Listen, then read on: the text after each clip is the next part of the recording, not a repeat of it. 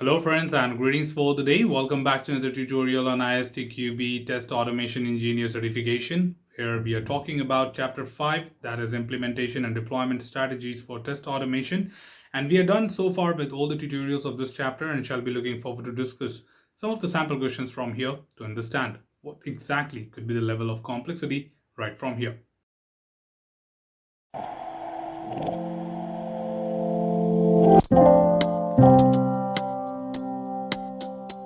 To begin with, the very first question we have from this particular chapter is right here. That is question number 1. There is an IT company which develops an often changing financial software product using the agile software development model. The development, the integration, and the deployment processes are highly automated. There is a CI/CD pipeline currently established. You're working on a task. The goal is to create tasks which can be used for as many test automation purposes as possible. Which of the following options are valid purposes for the test automation in this case? Indeed, we have discussed this as part of one of our segments, that what exactly are the various components we should be looking forward to automate when it comes to the CI/CD pipeline. And there are several components like build verifications. We do talk about static analysis, a variety of things like unit testing, etc., which we look forward to automate. And as a part of this, every single solution component contributes to the success of this automated pipeline, because it's not that it is an ordinary project, it is an agile development model, and certainly we are looking forward to have maximum automation possible. So let's quickly look at the options, because that will only help us to get to the right answer. The option A here says run a regression test suite every night. Indeed, that's a good candidate for us. Execute a build of the component. Now, build of a component is a little tricky word. Many people will correlate this to the build verification testing, but certainly, that's not one of the things, because executing a build is not a test automation task. Executing a build of a component is more of like performing it, doing it like, executing a build is more of like running a code. But it's not exactly an automation task. If we say it's more of build verification test, or if we say that it is unit test, it would make sense.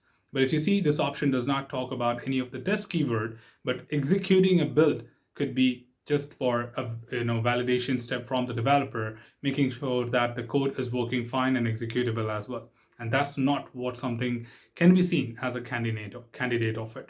Option C here says that run a static code analysis, which is very good and attractive enough to capture. Static code analysis, again, is not an automation task, because generally, we do talk about things which are performed by the automation. Static analysis tool is all about a code analysis, and code analyzer is the activity, but is not an automation task.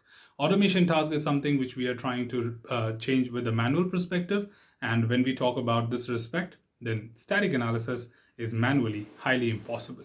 And that's where we are looking forward to have this as not a candidate of automation. Further to add, option D says execute an automated performance efficiency test in CI/CD pipeline.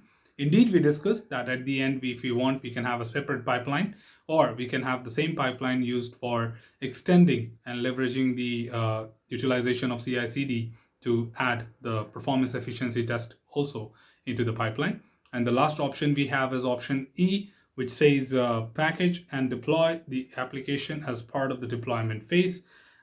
Indeed, that should not be taken into account, because packaging and deploying are generally, again, not the automation task. This could be done by other tools, or could be done by a manual effort also.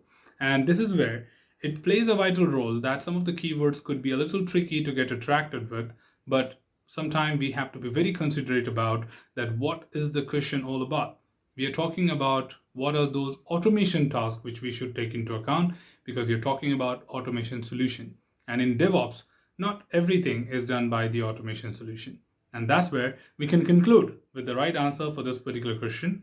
That is A, that is run a regression test suite every night, which would reduce a lot of effort. And of course, D, that is execute an automated performance efficiency test in the CI or CD pipeline. So all I would say is be aware of attractive options, which could sometimes put you in a pit and take you on a different journey altogether. So let's move on to the next question. The next question is pretty straightforward and simple. This says, how is configuration management used in the test automation? So, of course, configuration management and test automation has a very good relationship, because configuration management is to talk about managing all the history of changes, the version control, the traceability, and many other things related to that. So let's quickly see the options and try understanding what could be the possible answer for this particular question. So, of course, configuration management is being used in test automation. The option A says it enables the management of the test data and the test environment configuration. Indeed, configuration management is built for that reason. That is, test data, test environment as one of the major component of tasks should be well managed and version control. Because see, again, tasks may have many other solutions, sorry, other components, and every single component, including the test script, including the test cases or data environment, these are all some of the common elements or common components which need configuration management. But let's look at the other options before we conclude anything. Option B says the SUT configuration can be stored and easily removed. Now, SUT configuration can be easily stored and removed. SUT configurations are generally can be under configuration management, but it is not related to test automation, because at the end of the day, the question is related to test automation. Remember, the question and the context are two different things. Sometimes we may talk about configuration management, but indeed, this can take care of any kind of work product, any kind of artifact. But with respect to test automation, then SUT configurations are not a part of test automation. They will be managed by the build management, and they will be taking care of the version control of that. However, this is also configuration management, but not related to test automation. Let's move on to the next option.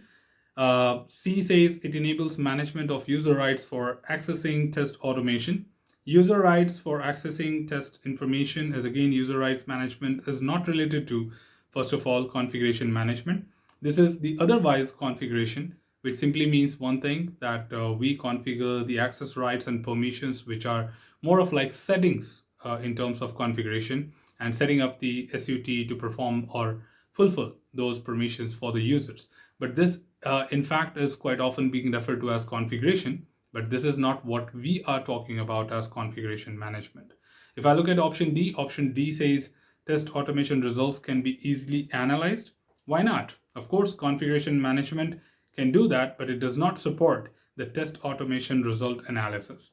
Okay, it's more of like, it's just the kind of executions which are happening. If I want, I can extend it for the test assets, but not for the results. The results analysis happen by the resulting component, and I have a separate component in the task to do that job.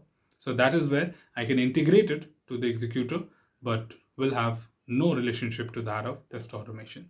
And with that context being discussed, the right answer to this particular question is A. It enables the management of test data and test environment configurations, as we talk about how configuration management is used in test automation. So I think in this particular chapter, we are bringing to you those questions which could take you on a merry-go-round, because sometimes what we see is not exactly what we are expecting, just because there would be different keywords which might be taking us on a different ride altogether. So just be extra cautious before we conclude with the right answer. Okay, let's move on to the next question. The next question we have is number 3, and this is talking about which item below is not part of the test environment configuration. Indeed, test environment configurations, there are several things to be considered, but yet the question is about the not. So not is a keyword which would be very important for us to understand, and that is where it is important for us to correlate that what would be the most relevant thing to be included. Let's see the options here. Option A says uniform resource locator, B says credential, C says data, and D says common core library. The question is about not. Of course, URLs are part of the test environment configuration. Credentials are also a part of the test environment configuration, and test data indeed is a part of test environment configuration. And the only option which is left out is, of course, the core libraries. So the test environment configuration is part of the common library, not vice versa. So, these are those type of questions which you may feel that all the 4 answers are correct. What is wrong in that? and you will be forced to select one of the answer by just concluding yourself that, okay, let's assume this is not right. So you need to understand how exactly and what is the relationship between them. If we look at this option, the option D, of course, environment configurations are basically a part of common core library rather than other way around. So it's not that common core library is a part of test environment. And with that being said, the right answer, very straightforward for this particular question, is D, that is common core library is not part of the test environment configuration. However, these questions were very straightforward, so it's very easy for you to correlate back to the syllabus. In case you have any confusions, you can just go to the respective section once again and try recalling that what exactly made these answers right. So that's all from this particular tutorial team. Should you have anything else, feel free to comment below. I'm always there to address your queries and answer them well. Till then, keep learning, keep exploring, keep understanding the context. Thanks for watching the video team, and happy learning.